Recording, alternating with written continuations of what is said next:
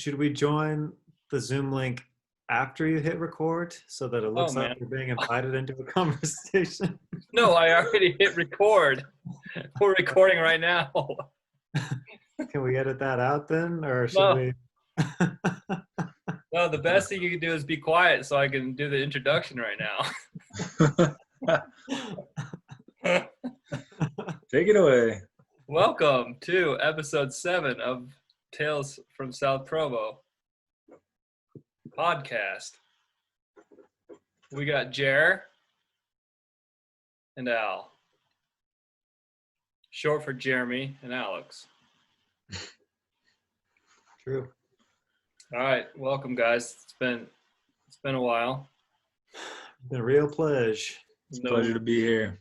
Even though we've been chatting for the last 45 minutes on Zoom, pretend like we haven't seen each other in a while. All right, let's get to the nitty gritty, shall we? Let's talk about 2013 in South Provo. Okay. I have 2 favorite memories from 2013. You guys know what they are? My memory doesn't work like that. I have no idea. Yeah. Was there a back injury involved, or? We'd been roommates for a year. Yeah. At that point. Yeah. Ish. Okay, let's go to. I'm going to share my screen with you. Okay, can you guys see my screen? Can you see that photo? Oh yeah.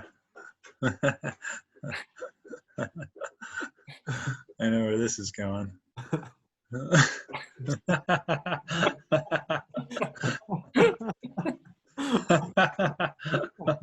Okay, Jer, take it away. Just soak this in. He's taking this outfit right here. What's Can in we my talk hand? about- An apple? Yeah, I was gonna ask, what's in your hand? Is that a tomato? It's like I a don't know. tomato. See, Tim, in true form, we're tangenting on food. Yeah. Yeah. All right. Let's get this story over with. 2013. I started getting real sick. Not real sick, but my throat, as you guys remember, would swell up when I would eat certain foods. Actually, in the beginning, I had no idea why it was swelling up. I started wearing masks because I thought it was pollen for a while, and it probably was. I remember you waking me up at 3:30 in the morning once and said, "I can't breathe. Take me to the ER." Yeah. That night I was having chest pain too, and my arm did feel numb. So yeah, Tim ran me to the ER. Didn't really figure anything out. So it was kind of a long journey, but I started going to a natural medicine doctor who would do these treatments on me, right? And whenever she found out that I had sensitivities or allergic reactions to tons of stuff, but they weren't like, the common gluten, dairy, whatever, wheat. It was more base elements like vitamin D and iron and stuff like that was in a lot of foods, because it seemed like everything I ate, my throat would swell. So one time when you do these treatments, she treats you. I won't go into that. And then for 24, 25 hours, you have to abstain from touching that object. If it's iron, you cannot consume iron. You cannot eat iron in any form. You can't let iron touch you. Same thing with, vitamin D, or, if it is something like corn, then you got to avoid it for 24 hours. Well, I got treated for iron. And so she's like, you've got to avoid touching or being around or consuming iron for 24, 25 hours. Well, let me pause there. I was teaching at BYU at the time, Russian classes. And so I got my treatment and gearing up for my Russian class. And she tells me, oh, leather has iron in it, so don't wear anything with leather. I didn't think much of it, but I got home and I'm getting ready to teach Russian at BYU the next day. And I realize I have nothing but leather shoes.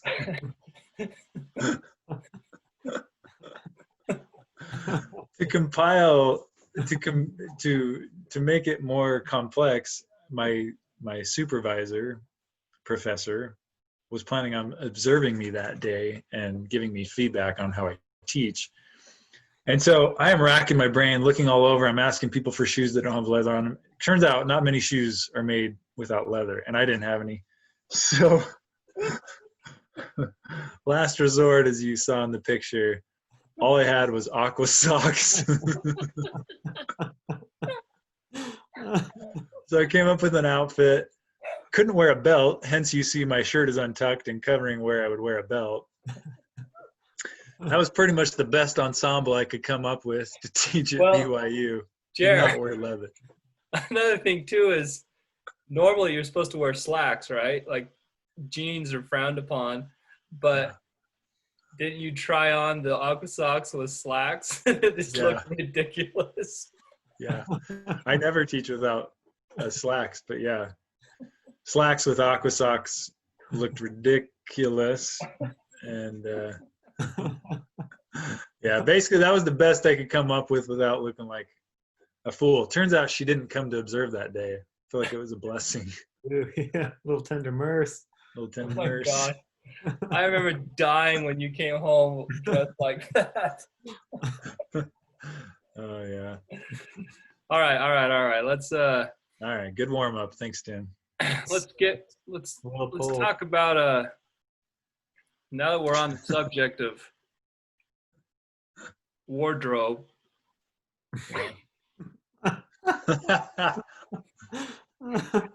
Oh yeah. Let's talk about Alex making shirts into other things. I'm gonna set this one up, Al, and then you can join in. So our house got invited by some girls to a murder mystery dinner around Halloween time. And probably exactly 7 years ago. yeah. Right? You're getting close. Yeah. And I remember Hawk and I were like immediately, heck no, we don't want like anything with role playing or getting into character. We're out. So we told him no.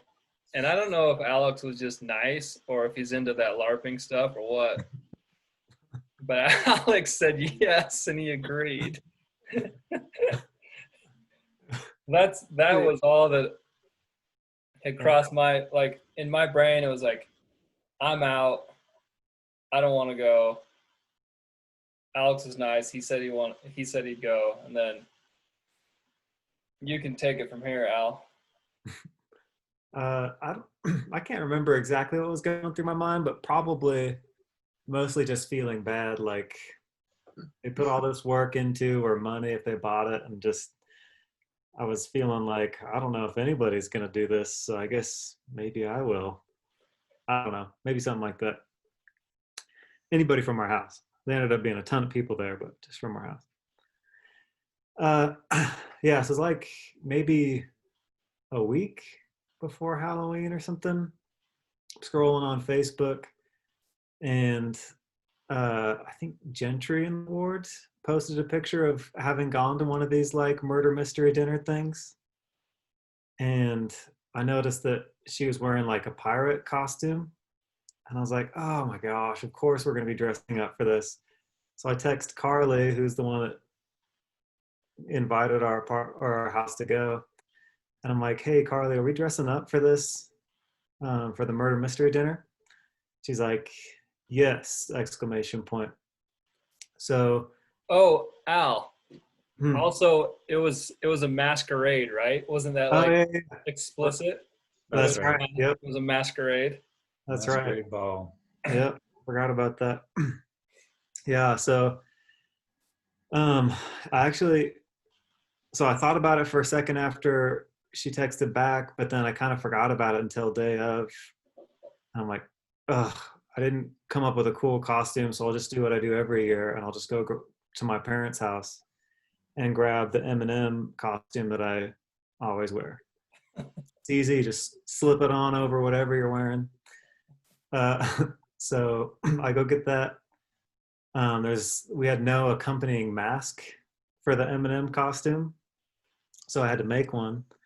I had a brown shirt in my closet that I didn't wear very much, so I just cut up the fabric, put a couple of eye holes into the shirt, and then just tied it around my head, and it worked perfect. I was carpooling with Becca Pike, and so she came over a few minutes before we were going to leave, and I'm like, she's just wearing church clothes. I don't know what kind of costume that is, but she's going to feel kind of out of place not having a costume like the rest of us. So anyways, we carpool over and knock on the door. It's in like Park City, I think, at some kind of cabin.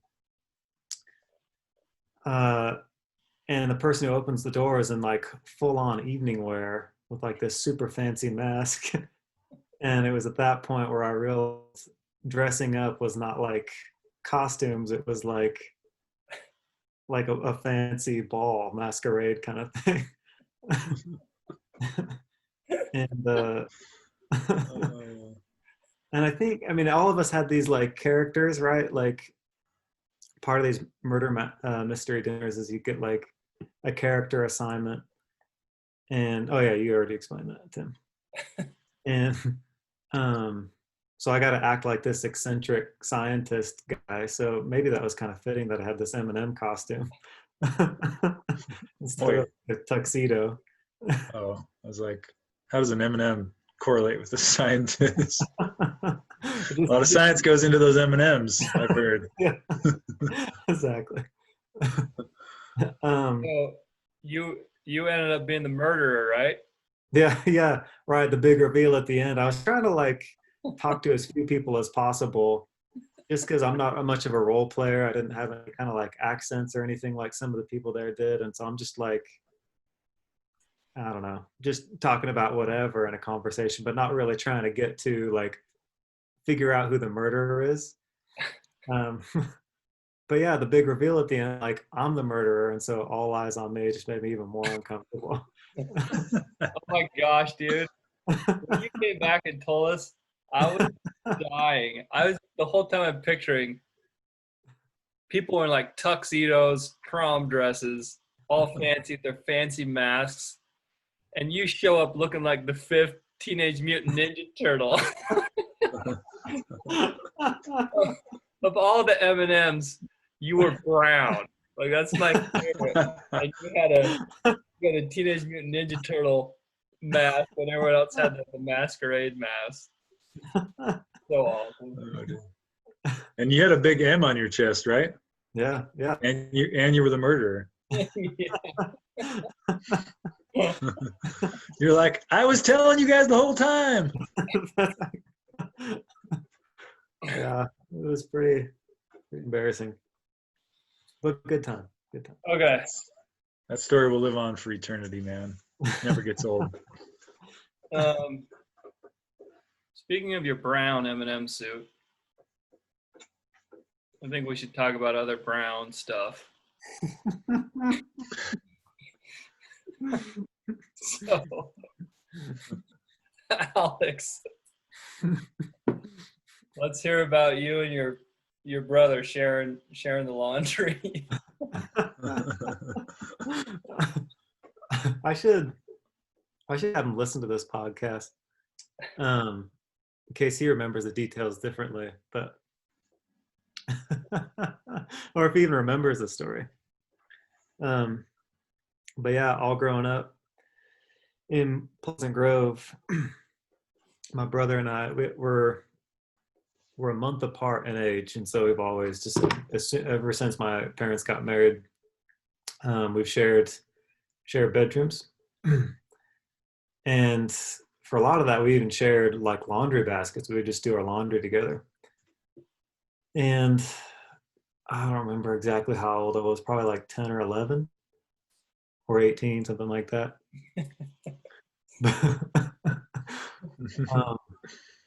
But yeah, so I was kind of sick, and had a little bit of the runs going on. Uh, and there was a lot of air in the insides that had to come out. So I expel the air that's inside of me. Um, are these terms friendly enough Yeah, for yeah, you're doing a Yeah, good. PG 12. Yeah. Well, and just got more than I bargained for, like we sometimes do. And so my boxer briefs were just kind of filled to capacity, and I was like, yeah, I don't know. I didn't want to throw them away because I actually liked that pair quite a bit, but I was not about to like run them, run like water, down and like just let everything go down the sink or anything. So I just thought I'll just put these in the laundry basket and let the laundry machine take care of it. So I didn't want them on top because then it would make the room stink, and it would just be easily noticeable. My brother would make fun of me for pooping my pants. So I put the underwear in the middle of the hamper, you know. And, uh, anyways, like,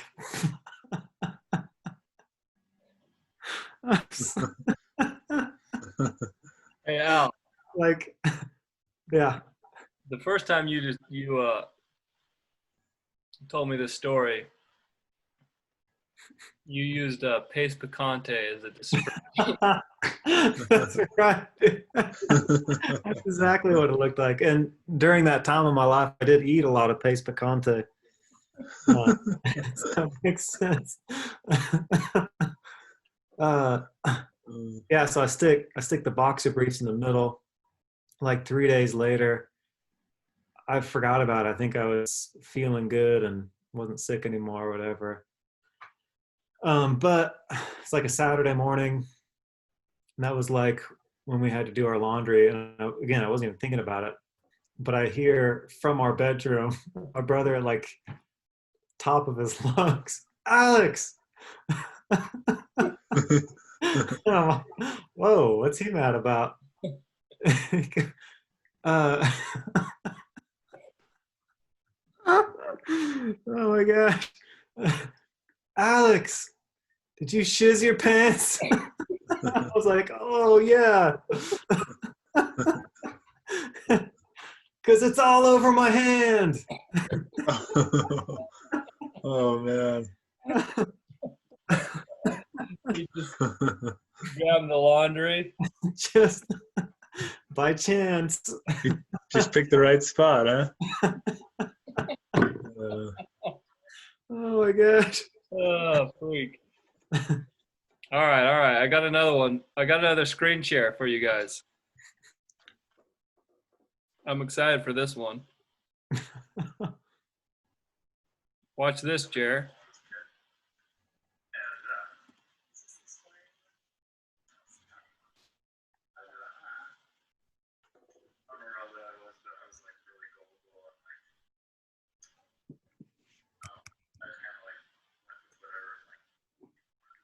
Can you guys hear it? uh Nah, not loud enough.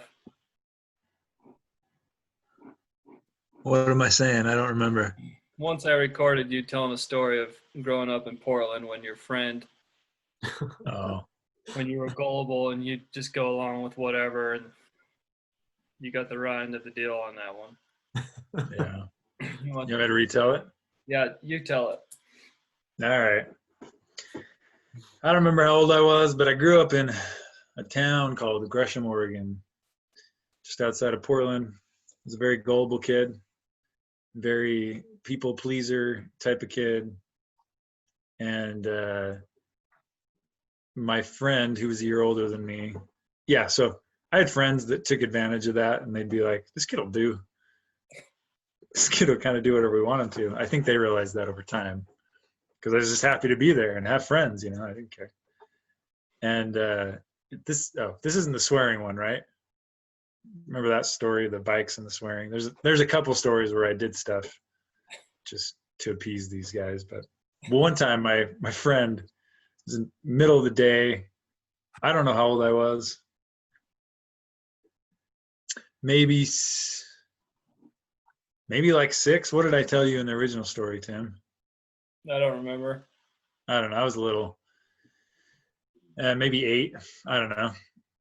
And one day we're hanging out and he's like, "Here, come follow me." We go out into the middle of the street, very middle of the street, between our 2 houses even. And he's like, "Just lay down on the ground and on the street."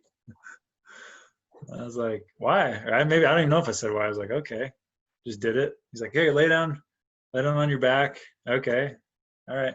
Now close your eyes. I'm Middle of thinking, the road, right? Middle of the road, middle of the asphalt. Close my eyes. And he's like, "Keep them closed." And the next thing I know, I start feeling like liquid on me, on my leg and on my pants or shorts and on me. I open my eyes and he is peeing all over me in the middle of the day. It's like noon in the middle of the street. And this guy's my friend is peeing all over me. What a crappy friend. How many cars drove by while this is happening? None. We were kind of in a rural, not a very busy street. Gated community. The price I won't pay to have some friends, guys. I just wanted a friend. Didn't that guy grow up and go to jail and stuff a lot? No. That was another friend. Oh, that was another one. But I did a similar thing where I can tell this real quick, where I went bike riding with a friend in Oregon. We took my parents' brand new bikes, and all of a sudden we're on the way home, and the one guy, he's much older than me. He just stops. He's like, "I'm not going any further. You have to take both these bikes home." I was so small at the time that there's no way I could get him home. And I was really worried that someone was going to steal. If I took the one bike home and then came back, it would be missing. And so I was like, "You have to take it home. Like, these are my parents' brand new bikes." And he knew I was a member of the Church of Jesus Christ of Latter-day Saints. Nice. And so he said, he's like, "I'll only take both these bikes home under one condition. You have to say the following swear words 10 times. And I was like 5 or I was like 6 or 7. I don't know. I was small. So he would say a swear word like shoot, the SH word. And I remember I was small enough that counting was hard because I would do the SH word and I would count behind my back with my fingers. And then afterwards he'd be like, "Wow, you did 10. Good job." And he'd go to the next one, B word. And then I would do that. And then the next word. And after several swear words hitting it 10 times, he's like, "All right, cool. I'll take it home."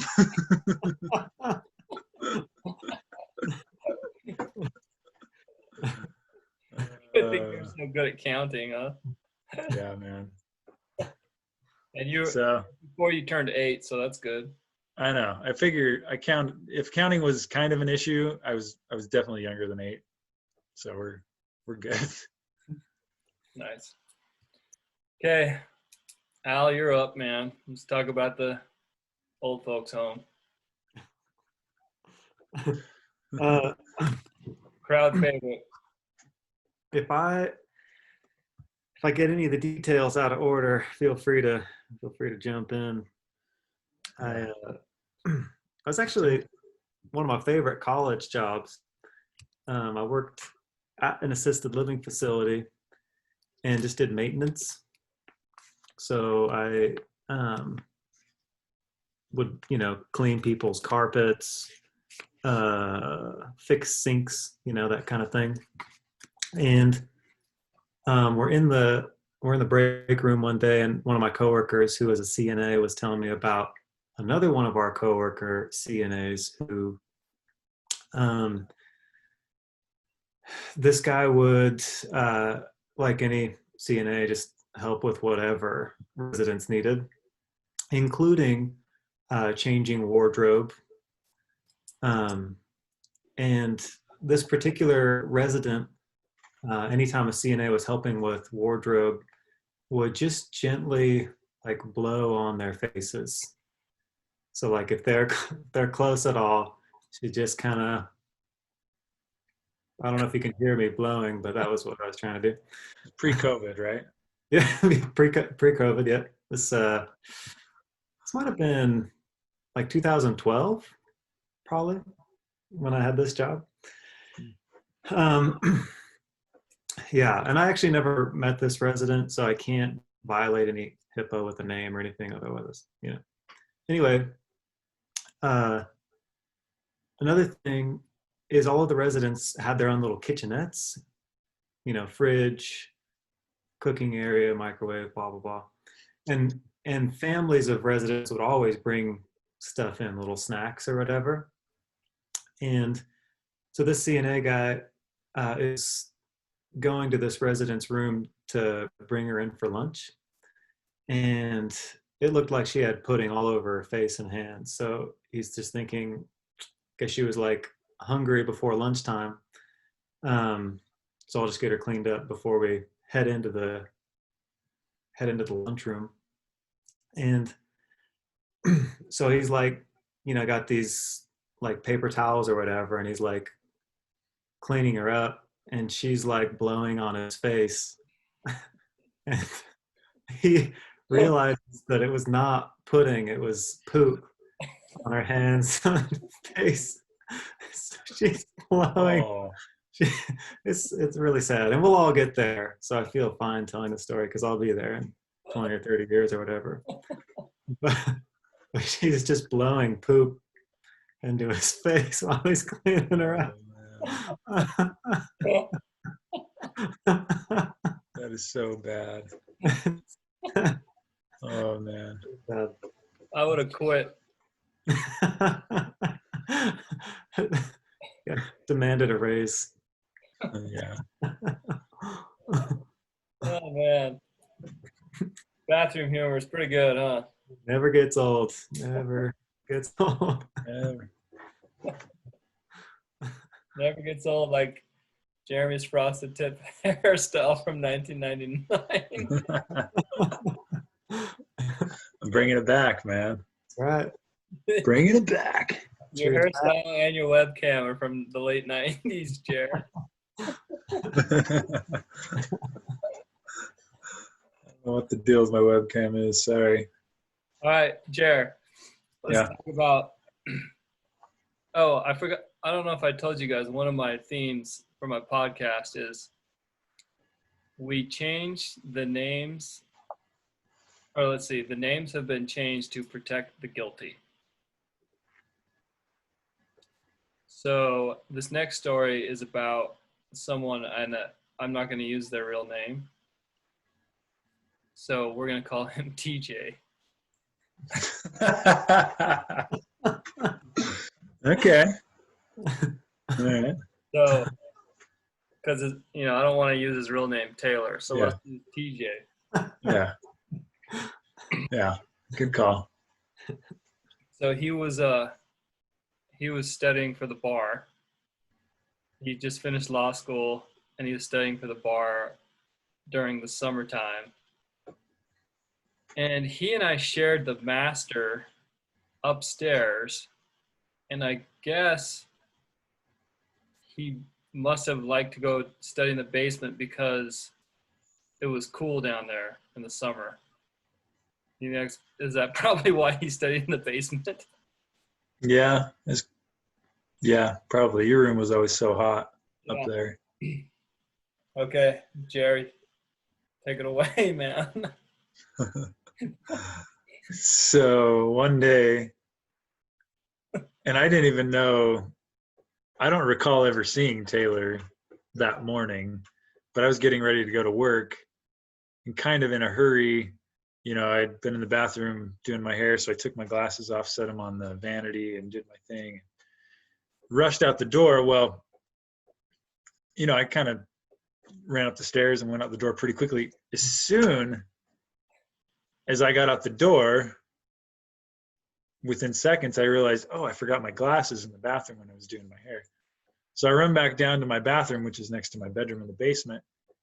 And as I'm approaching it, I see that it's closed, which I thought was weird because it wasn't closed before. And my roommate down there was gone, so I knew it wasn't him. I don't know. But the light was off, so I was like, I must have just shut it and not realized. So lights off, door closed. I open it, and there's TJ. TJ go into the bathroom on the toilet, number 2. And I was like, it was that awkward moment where you're like, hey. It's awkward in of itself, but I was just like, why are you here? What are you doing here? It was literally 10 seconds. It couldn't have been any more. Who do you think was more shocked? Yeah. So it was one of those open door, hey. And just in our minds, both of us like, what is going on? Grab my glasses, shut the door, go to work. Didn't you like close the door and like reach your hand in and just start feeling around on the counter? Probably. Probably. You remember the details better than anyone. Have you mentioned this in your podcast yet, Tim, that you remember details better than the people to whom the events happened? This been come up yet? No, I haven't. I haven't brought that up. Let's get it out in the air, because heaven knows Alex and I were scared coming on this podcast for one reason. We knew that you were going to remember the details better than we were. Yep. I forgot all about Pace Picante until Tim brought it up.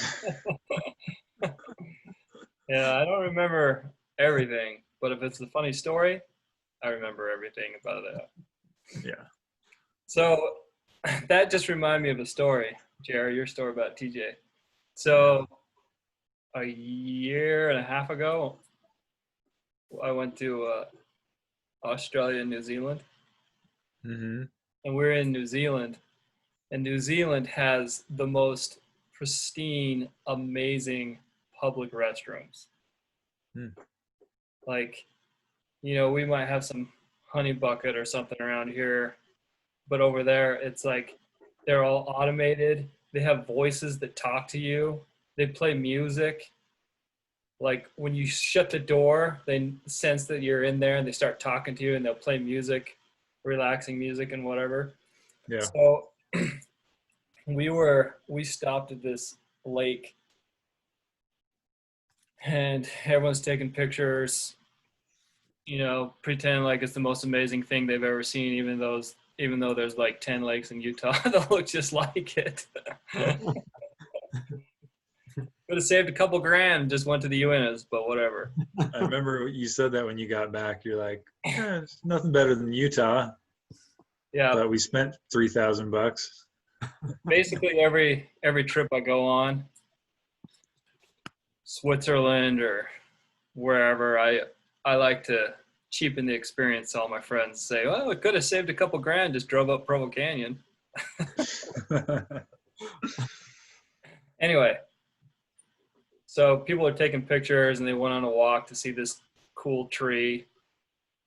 And, you know, sometimes nature calls and sometimes nature's got you on speed dial. And nature had me on speed dial. So I left the group and went over to these fancy public restrooms. So I walk in. I got to go pretty bad, so I don't have time to figure it out. Like, it's too new for me, like high tech. I can't figure out how to, there's not a manual lock. It's all digital. So there's like a green button and a red button, and they're like glowing in the dark. And so I sit down and I think I lock it, but I'm not sure. I don't know if like the red means it's locked, or I need to press the red to make it lock, and then it's going to turn green. I couldn't figure it out. So anyway, I'm just sitting down, doing my business, and all of a sudden the door flings wide open. And there's a lady walking in, and like as soon as I see the door, I kind of make a noise like, ugh! And this lady, like, she flings the door, like turns and looks, and I'm just sitting there, like straight shot. She's like, Oh, wow. woo! Like turns her head, like slams the door. And so I'm like, well, obviously I didn't lock it, so I have to like stand up and like penguin walk over to the little like digital stuff. Figure out how to lock it and penguin back. Oh man. Yeah, it was pretty awesome. But So far, about 80% of the stories have revolved around bathroom. yeah, we can It's Alex. I figured if he was on this, it'd go that direction at some point, right? Yeah. It's his favorite. That is definitely. All right, let's change gears then. Let's talk about something else.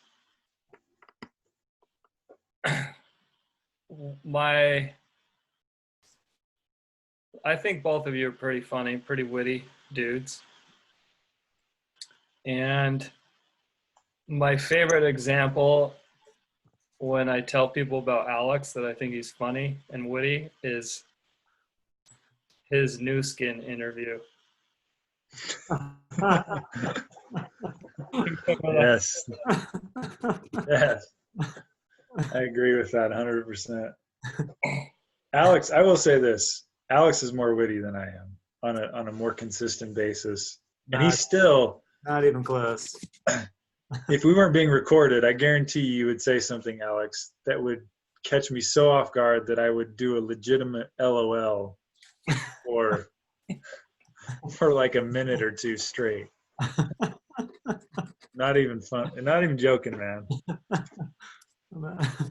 Anyways. Probably just that I'm sincere and it's so ridiculous that it seems like it's a really clever joke.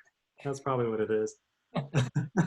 No, man, it's like you're on this wavelength of conversation, and most jokes, go off a little bit from that wavelength, but you go like way over here, and it just catches me off guard every time. I'm like, whoa, where did that come from? That is very true. That Alex just catches you off guard, like something out of right field. You didn't see it coming, but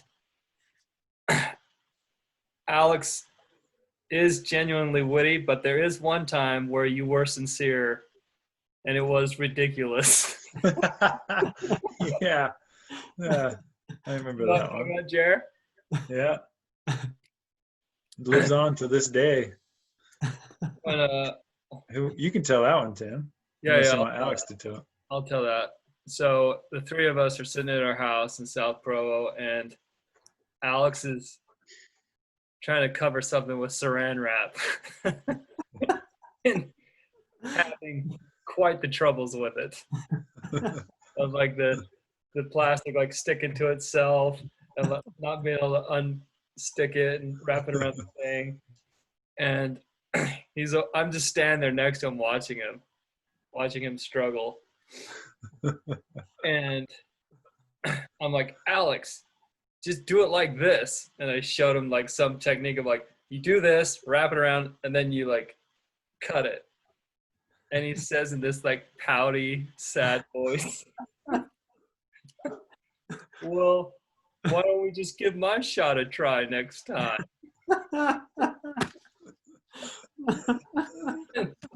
I remember that you and I thought about that, Jer. The more we thought about it, the more it did not make any sense of that sentence. Like layers of it just didn't make sense. Yeah, so we're just rolling on the couches, rolling on the floor, laughing, and we kept like trying to like, maybe he meant it this way, or maybe he meant this. Give my shot a try next time. We laughed. We're like, next time. What does he mean next time? We're doing it right now.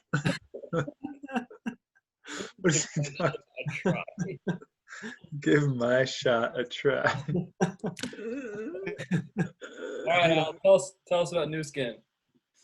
Oh man, I gotta confess, even with that story, I remember the phrase, but I had no idea what the context for it was. So thank you for kind of reminding me about. Yeah, wow. Tim will fill in the details. Just ask him.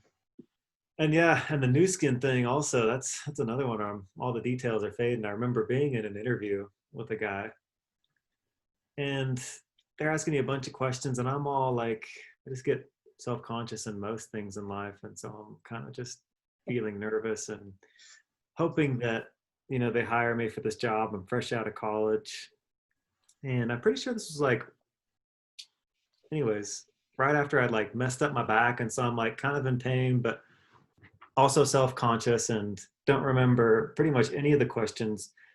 But it was something like, uh, tell me one perception that people that your friends had about you that changed after they got to know you a little better. Something like, does that sound right, Tim? Yeah, I think the way you told me was, tell us a time of when someone had an impression or perception of you and what you did to change it. Oh, yeah. That's right. Hawk, good to see you, man. Liking the beard. Um, so yeah, that was the question, right? And Um, and it's not just you and one interviewer. There's a whole panel of people staring at you, right? that's right. Yeah, there were a few guys in there, right? And um, she, I know I'm gonna mess up the punchline here, but I think my response was basically, well, my most of my friends' first impression of me is that I'm cool, and, and the point was that as they get to know me, they realize that's not the case. Yeah. Self-deprecation, complimenting yourself at the same time, man. Yeah, it was like the perfect humble brag. Most people when they meet I me didn't. think I'm pretty cool. I didn't get offered the job either. That was the thing that really tipped me over the edge. So, Man, Welcome, Hawk. Thanks. welcome, Hawk. Hey, Hawk, we got a story for you. I like stories. One time, you were dating this girl named Randallin. Hmm. Oh, actually, before that,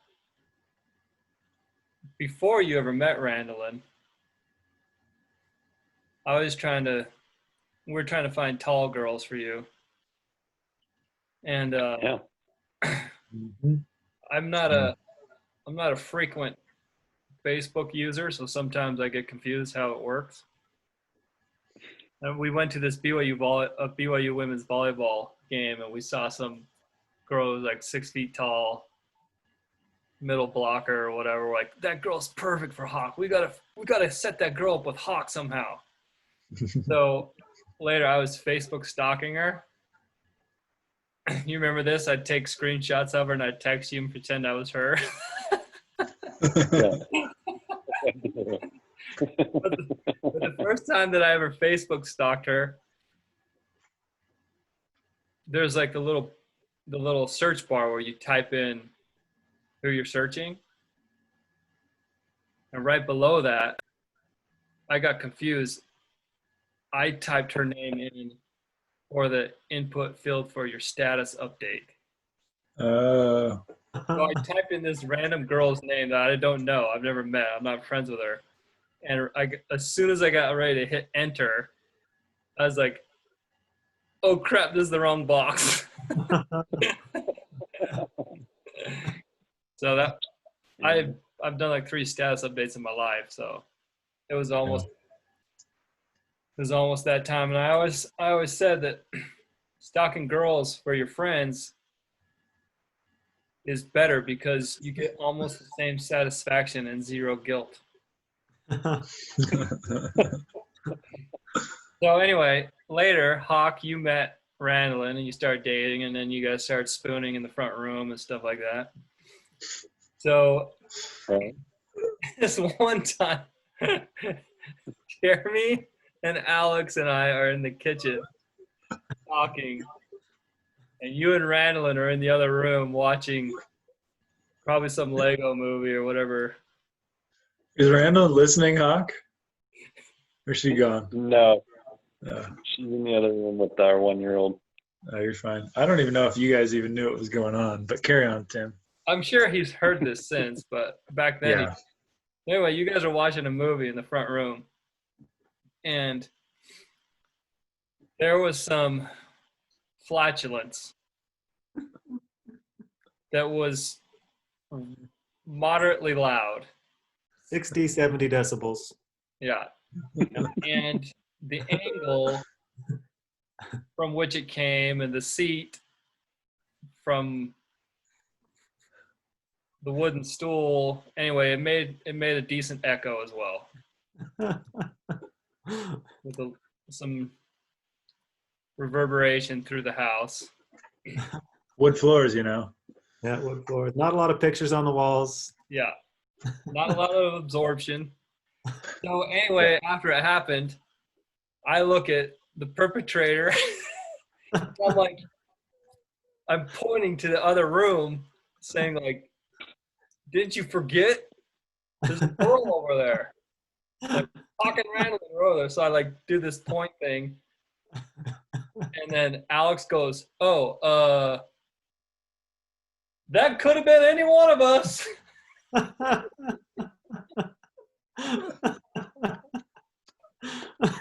It's like the most self-incriminating way I remember. Oh my gosh. That's an example, Al, of your one-liners just out of the blue that just are so money. Could have been any one of us. But kind of the opposite of clever and witty, though, right? I mean, my attempt to conceal my identity is the very opposite. All right, that reminds me of another one I'm going to throw in here. So I have a cousin that I will call Brent. Okay. The rest of us do too. Because that's his name. So Brent and I were roommates, and Brent is like the most proper guy there is. So when we were roommates, he's Elders Corn president. He's like the MTC supervisor. All the girls like him. He's smart. He's athletic. He just got like 98th percentile in the nation on the LSAT, getting ready for law school, all this stuff. Like, he's like the perfect, like, American boy. Never says anything like off color, inappropriate, good manners, doesn't burp, doesn't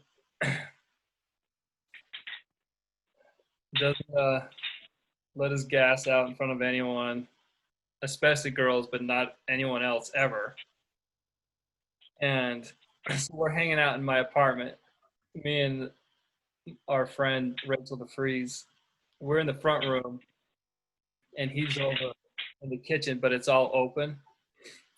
He's like 20 feet away from us, and this girl is talking to me, and she's getting ready to leave our apartment, and she's talking, and right in the middle of her sentence, we hear a really faint, like, noise. And without, like, before we could even process, we just react. We just look to the direction where we heard the noise. So we're talking, it's in the middle of her sentence, so it interrupts her, so she stops talking. I stop listening, and we both look to where we heard the noise, and that made us look at him, because that's where the noise came from. So we both look over at him, and he's standing there, and he goes like this. I don't know what you're talking about.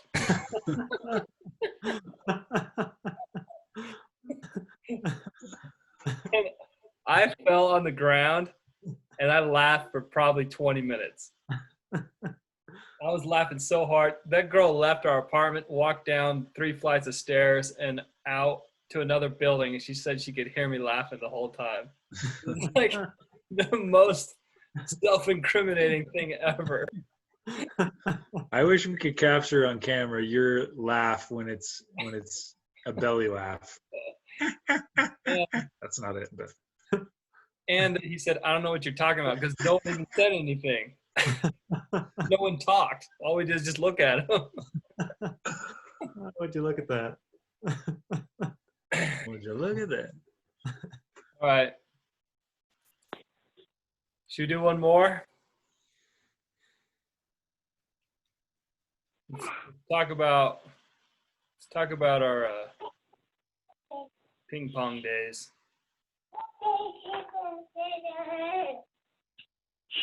Well, That noise.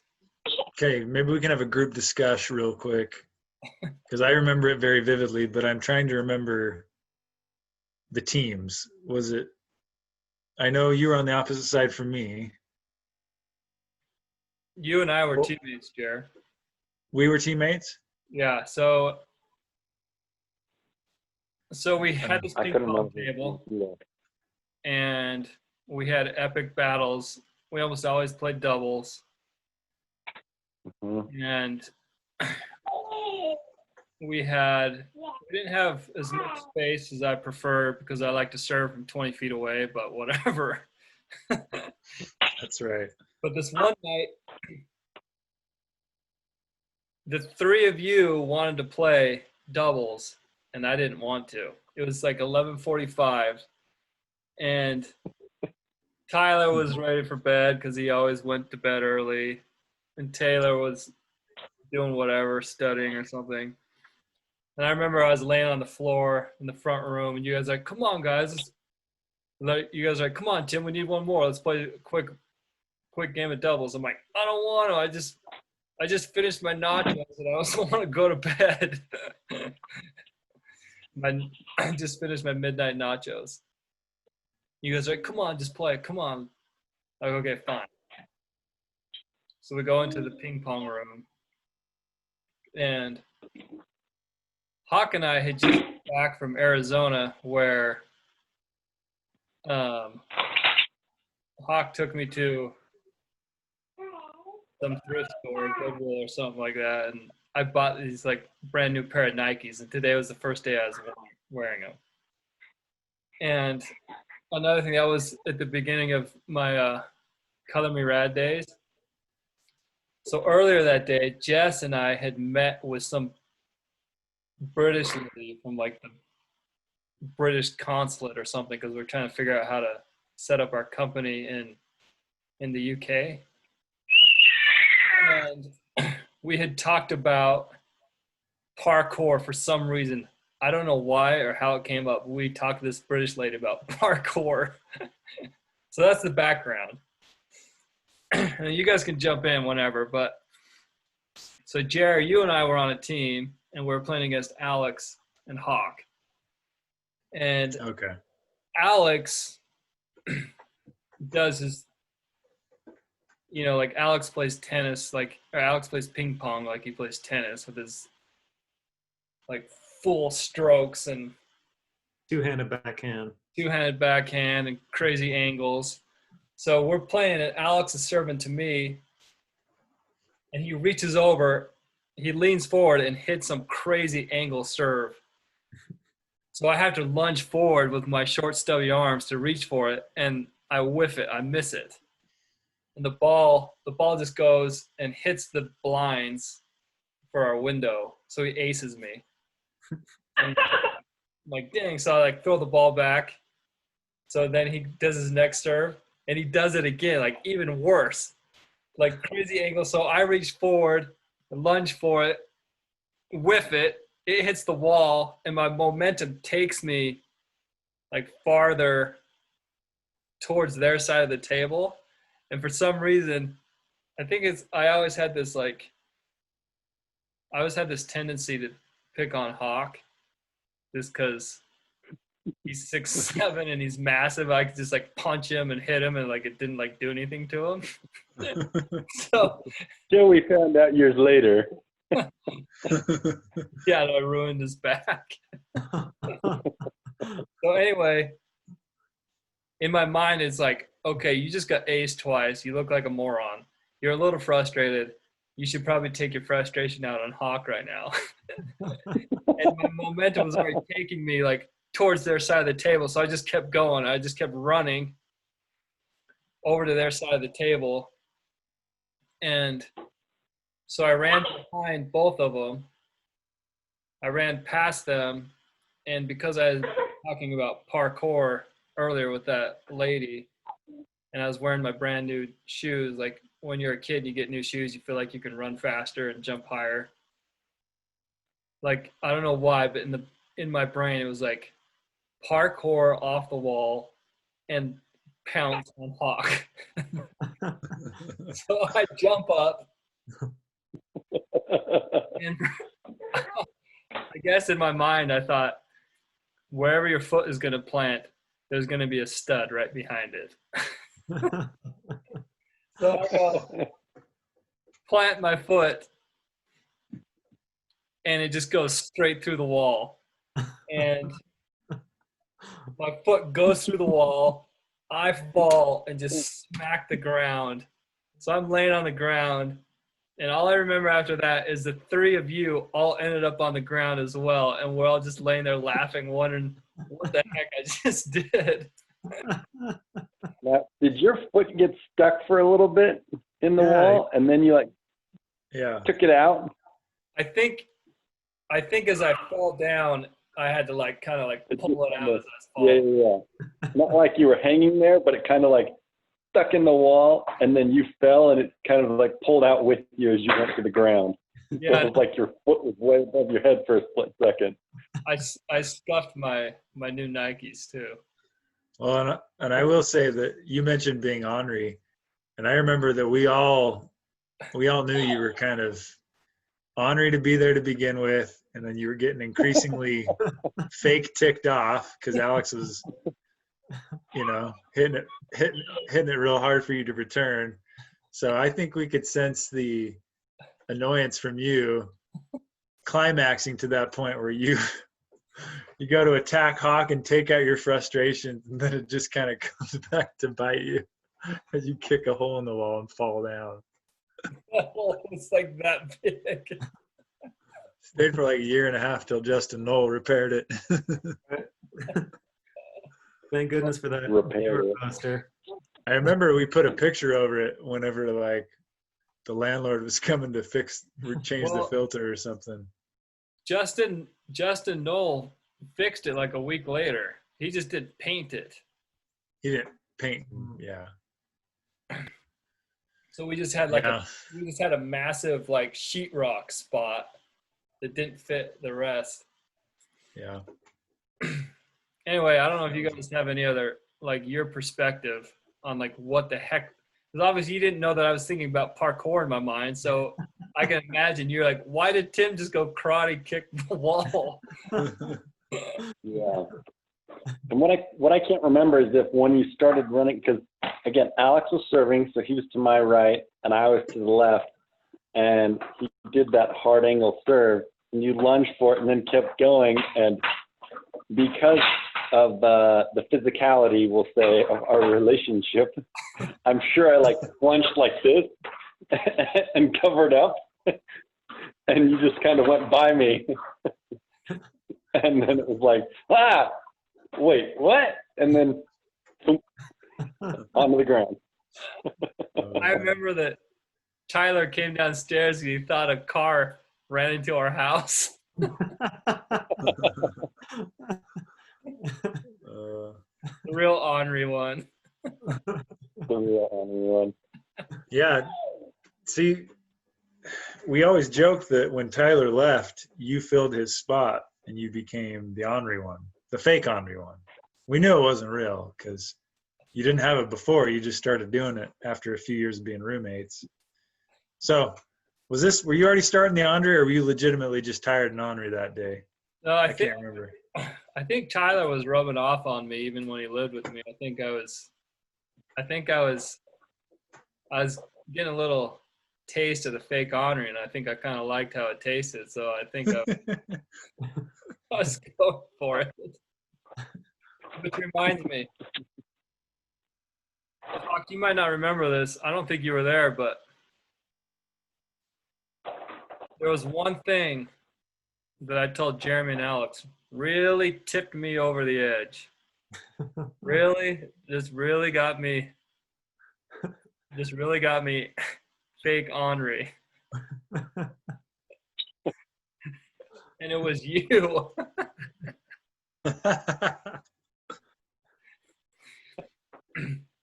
You want to tell him, Al? I can't remember enough, but this was it Randall's brother?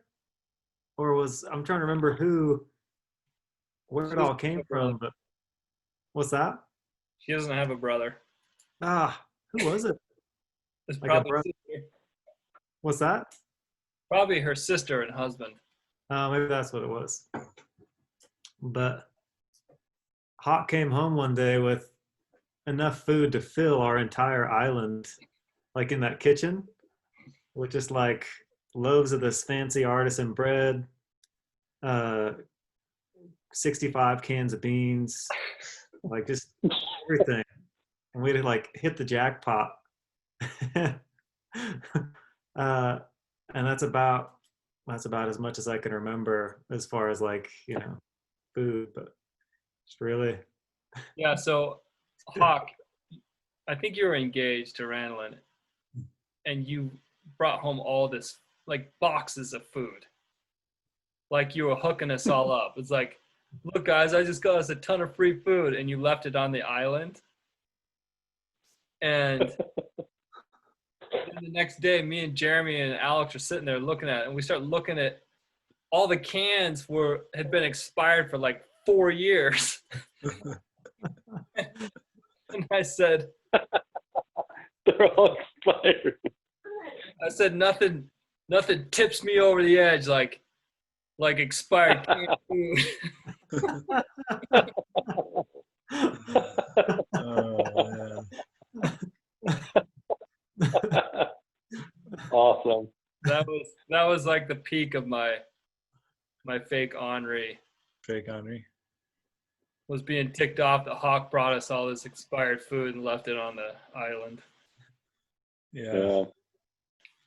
I wish now that I'm thinking of Hawk, I wish we could show the video of when we recorded everyone doing the toothbrush game, electric toothbrush game on the nose. I feel like Hawk's was my favorite video, where he was just like holding straight face till the 10 seconds was up and just tears started streaming down his face. Yeah. But he wouldn't give in. We probably have footage of that, do we? Yeah, somewhere. We should find that. Somewhere. Tag it onto this podcast. Well, we'll have to do an episode about the toothbrush game. We should, and we can do some live, get some live callers in to try it for the first time. We should, Tim, we talked about this before. We should finish it. Let's do one last story. I want to talk about Al sleeping on the king size mattress. Okay, yeah. The basement boys. If we could just finish off, Tim or Hawk. Before I forget, though, in the toothbrush video, can we also somehow include the story of the video of Chewbacca sounds and talk about that video as well? A link to the Tube channel, just generally, and all the vids on that. There you go. And I heard it went viral, but We have check it. our Tube channel on Facebook has about as many followers as this current podcast. It takes a while to hit that exponential curve, but once it does. Just like a pandemic, it starts out with 1 or 2 cases and then explodes. It'll get there. Mm-hmm. So the story I wanted to share was more to highlight some of Alex's humor. So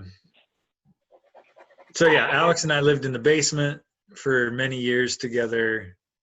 And then I actually don't remember how this unfolded. There were 7 of us crammed in this house. 2 people were already sharing a room upstairs in the master for 7 total, which is quite a few dudes in one house. 6 And then 6 bedrooms, 7 guys. And then I think Matthias was looking for a place to live. That's how we went to 8. Am I wrong, Alex? Yeah, that sounds right. No, yeah. It was Elder MF Boone. Yeah, Elder MF Boone, soon to be a general authority. He was looking for housing, and I don't remember all the talks we had, but we thought, hey, we could squeeze another person in here. Where did that king size mattress come from? I don't remember. It was there when I got there. I don't know if Colonel, did he buy it? Or Oh yeah, it was in that room you It were was in. upstairs in the master. Somehow, It was upstairs yeah. in the master. and we went to put 2 in the master, and so we moved the king mattress downstairs. That's right. So just this huge king top mattress sitting in our basement living room. And so our, you know, just us stupid dudes, we decided, yeah, we could fit an 8th guy in there. And So Alex actually had been sleeping on that mattress occasionally anyways, instead of his own bed, because it was more comfortable, right, Al? I think if I'm remembering right, so it was in there in that room, and then when Matthias came in, we thought we would just share the king, but then decided in the end to replace it with a couple of twins. Oh, So we just moved it into the basement or into that living room down there. So Alex and Matthias shared that room. Mm-hmm. technically, yeah, with like the shelves and everything, But- closets. But Matthias would go to bed at like 8:30 p.m. and wake up at like 4:30 a.m. Yeah. And Alex always felt bad going in there late at night and didn't want to wake him up. So Alex started sleeping on the king size just in the family room in the downstairs. Yeah, that's true. And it was better on your back or something, Al, too? Is that part of it or no? Yeah, that honestly was like the worst mattress. I mean, it was like $25 on KSL, and I mean, there were no like pee stains. I never looked at it with like a black light or anything, but it at least looked clean. It was just the worst mattress, and so switching over to the king size was a welcome step up. Whoa. I got to interject. From personal experience, though, Alex, you know the basement wasn't the most pristine, cleanly room. Am I right? Remember your marshmallow gun war? Right. Yep. Yeah, there's You remember that? Do you know that story, Hawk? I remember he had marshmallow gun wars, but I don't remember the details. So Alex is like the king of creative dates. So somehow Wow. he came up with, let's turn the lights off in the basement with his date and shoot marshmallows at each other in their marshmallow gun that he made out of PVC pipe. And he so they're shooting in the dark, and he starts going around grabbing for marshmallows, sticking them in the thing and shooting them, and he ends up with a coarse curly hair. Oh, gosh. All right, back to Could have been anyone. could have been anyone. Any one of 7 them. years worth of dudes living in that house. Probably got vacuumed once or twice, maybe. Oh, my cheeks hurt. All right, sorry. Back to the mattress. Well, there's endless stories with that mattress, I feel like. But the one I was thinking of was, well, yeah, the one that, anytime Alex was sleeping on that mattress and you'd try to sneak up past his mattress to get up the stairs, he would always catch you, first of all, even if it was early in the morning. And then he always made very certain that his voice sounded like he wasn't just sleeping, like he had been awake for hours. So he would kind of mutilate his voice such that he'd be like, "Hey, Jer, how's it going?" Real chipper, real. So one time the pinnacle for me was one time I got up at like 4 a.m. to leave on this road trip to go meditate for 10 days. And I didn't tell any of my roommates. I was just sneaking out. I was going to go and not tell anyone where I was going. And I packed up my bags and got everything ready. And then at 4 in the morning, I'm like tiptoeing, like no sound being made. I'm creeping up the stairs. I'm like, I got past him. And all of a sudden I hear, "Hey, Jared, where are you going?" I had like a big old hiker's backpack on. I was like, "Oh, you weren't supposed to catch me." Well, Matthias Where? would leave at like 4:30 every morning, and he said every morning he would be so quiet. He'd do everything as quiet as possible, and he'd be tiptoeing up the stairs, pitch dark, And every single morning, Alex would go, "Hey, Matthias, have a good day," and like scare the crap out of him. Be like, "Dang it, I'm gonna work." Do you even sleep, Al? How do you sleep so lightly, man? I fall back asleep within 30 seconds, but it just brought me so much joy to make people feel uncomfortable. Like What they woke me up. What I loved is when you go downstairs, you'd go down, turn the corner, finish your U-turn where you have a straight shot at the mattress at the bottom of the stairs. You got Alex right in the middle of this little nest. On one side is all of his dirty laundry. On the other side of the mattress is all of his clean laundry and his guitar. And no matter what he was doing, if he's on his phone, he just like, as soon as you saw him, he'd chuck his phone and go like this. So he's Like, asleep. or if he's on his guitar, he'd put his guitar down and close his eyes. Like he was always pretend he was asleep, even though like it was obvious that you saw him. Well, and just to clarify what you said, the laundry was actually on the mattress. You said to the side or on the side of the mattress. It was on the side of the mattress, but literally on the mattress. It was so big. Laundry here, guitar here, on the mattress, basically. Everything you Yeah. need. And Yeah. he might not want us to say this, but he didn't have sheets for like a year and a half. Ew. How many people had slept on that mattress before me? I don't even know. It didn't bother me though for some. Probably about the same amount of people as made out on that orange couch.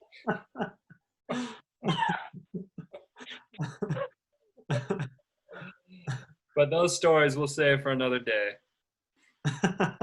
Part 2, TBD. All right, dudes. Thanks for joining me. It was a good time. Good time. I got Yeah, man. more stories of all of you, so we'll be in touch. All right, man. I love you both. Perfect. I love you both.